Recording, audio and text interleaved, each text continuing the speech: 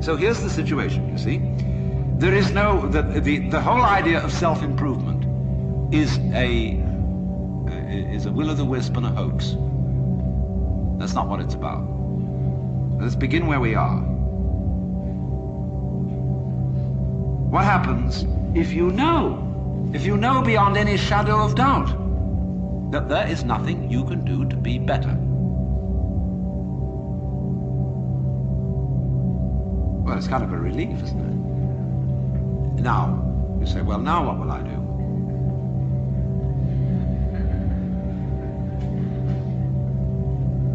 See, there's a little fidget comes up.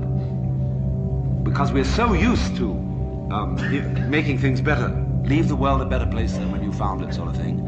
I want to be of service to other people and all these dreadfully hazy ideas. And so we think there's that little itch still.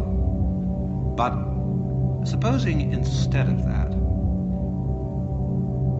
seeing that there isn't really anything we can do to improve ourselves or to improve the world, if we realize that that is so, it gives us a breather in the course of which we may simply watch what is going on. Watch what happens. Nobody ever does this, you know. And therefore, it sounds terribly simple. It sounds so simple that it looks as if it isn't worth doing. But you ever just watched? Watch what's happening. And watch what you are doing by way of reaction to it. Just watch it happen.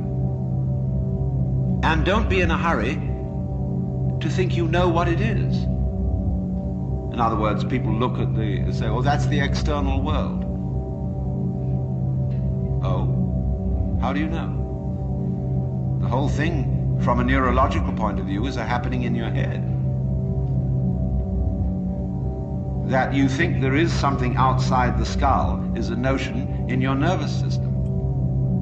There may or may not be, but it's a notion in your nervous system. You think this is the material world. Well, that's somebody's philosophical idea. Or maybe you think it's spiritual. That too is somebody's philosophical idea. This real world is not spiritual. It is not material. The real world is simply